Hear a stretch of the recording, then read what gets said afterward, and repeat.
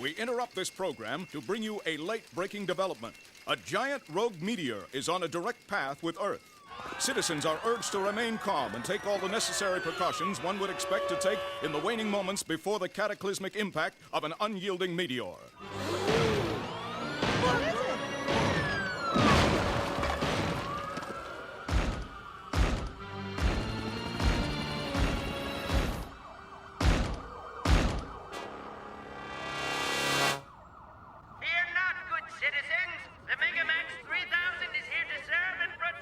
While causing millions in gratuitous property damage. And to think our guidance counselor wanted us to pursue a career in auto detailing.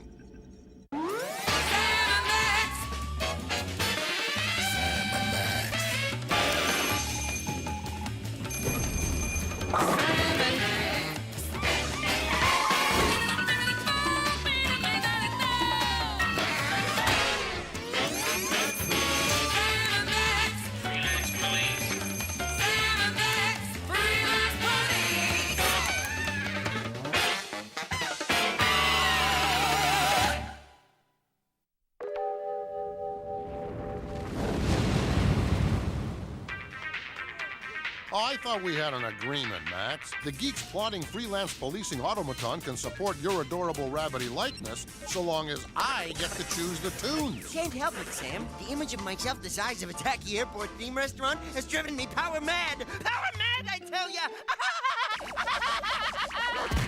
We've just received word that the meteor has penetrated our atmosphere. All I can say is, put your heads between your knees and kiss your asteroid goodbye, because nothing short of the second coming can save our miserable hides now. There. I said it, and I'm glad. Meanwhile, over at Cape Canaveral, a team of Earth's best and brightest prepares to preserve the last vestiges of the human race by blasting themselves into space. Let me tell you something. I, Professor Sidney Schadenfreude, have handpicked these individuals to accompany me on this arduous journey for their unique, intellectual capacities. Anybody got a problem with that?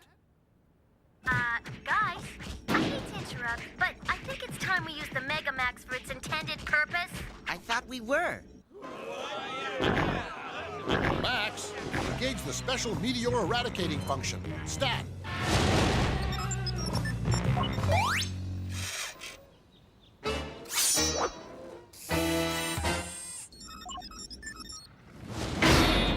Well, it looks like he got all of that one, folks. It's going!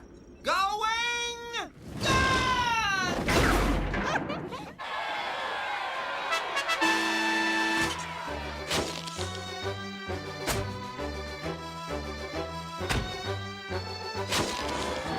Darla Guggenheek, for your selfless contribution to man and womankind, it's my rare privilege to present you, and those other fellas, these big, shiny medals of honor.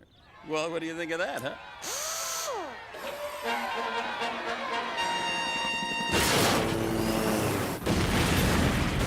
I'm seriously questioning the wisdom of putting you in charge of the arms, Max. Look at it burn! Tell me, young lady, what does the future have in store for this wondrous monstrosity? Gee, I haven't given it much thought.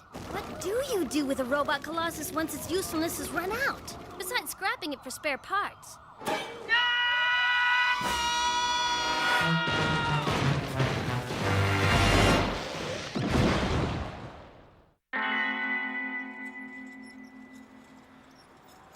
Have you no feelings, woman? You can't just dismantle our baby like some long-forgotten science fair project. Well, we have to do something. We can't just let it rot in the street. But we need a ridiculously oversized souvenir of faded glory because it's so useful.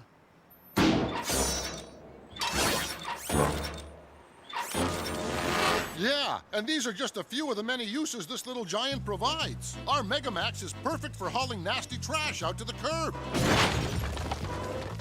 Not to mentioning opening those stubborn jam jars. It's a godsend when I'm late picking the kids up at school. And talk about the view. Why, on a clear day, you can see almost all the way to the giant robot in the next big city. Those things are all well and good, but I think the Megamax deserves better. And you should too. Gee, I never thought of it that way. These menial domestic tasks are beneath our beloved automaton. The Megamax truly does deserve better. You mean we're putting him to sleep, packing him off to the big scrapyard in the sky? Not quite, Muttonhead. We're taking him to Japan, where it can engage other freakish monstrosities of its kind and be happy. Road trip! We'll have to stock up on high-caliber snacks to keep us bouncing off the ceiling till daybreak. No time to stop, little pal. We'll have to make do with that gross of sugar-charged treats we have stashed inside the robot's cavernous nasal passages. But that'll hardly get us out of the harbor. Courage, Max. Courage.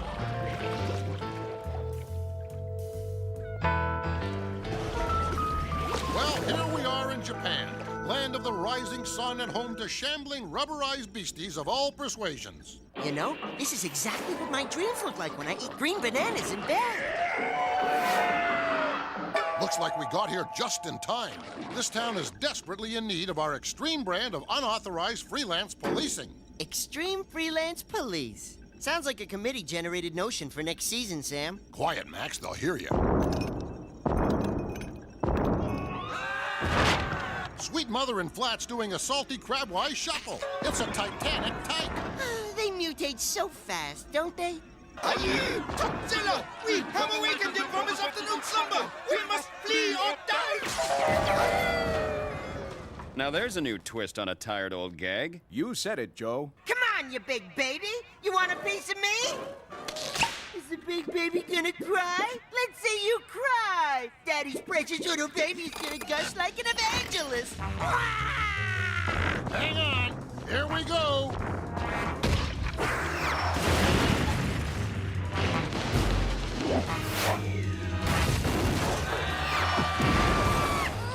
Hold the phone, Max.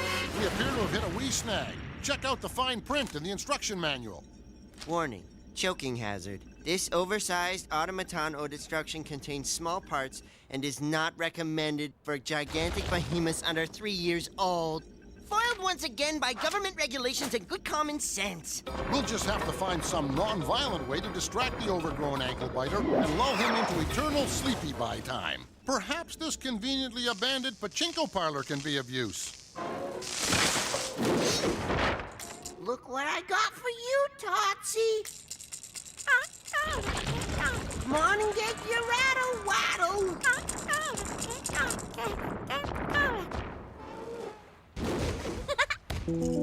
Rock-a-bye, Tootsie, or the treetops. When we trade blows, this robot will rock. When the ground shakes, this city will fall. Then down will drop Tootsie, diaper and all. You have a real way with these gargantuan rugrats, Max. Leaves me all warm and gassy inside. Thanks, Sam. But like all of your kind, you can purge that feeling with a mouthful of crabgrass. Oh, gee, that little shaver's a light sleeper. He must have a sore bum. I may be shooting off my dog lips here, Max, but I've got a nagging notion that Totzilla's economy-sized hissy fit is the result of parental neglect and a premature transition to solid foods. Then our mission is clear, Sam. Ooh, that's a big nipple. Let the baby have his bottle.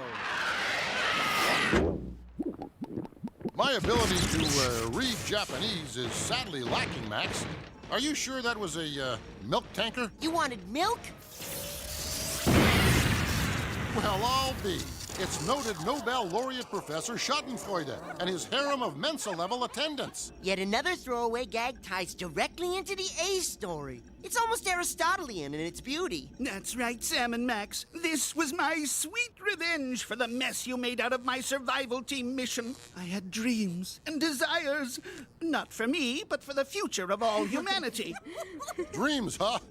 I'll bet you did. And now you foiled my dreams of vengeance. It's not fair for crying out loud in the mud. I'll get you for this. Easy, egghead. Don't get your pocket protector in a bunch. I think we may have inadvertently stumbled upon a solution that will rectify all of our problems. You see, Professor, in this way, you can continue your somewhat twisted brand of scientific research in outer space. And our Megamax gets a new job. Something worthy of its complete and utter hugeness. Goodbye!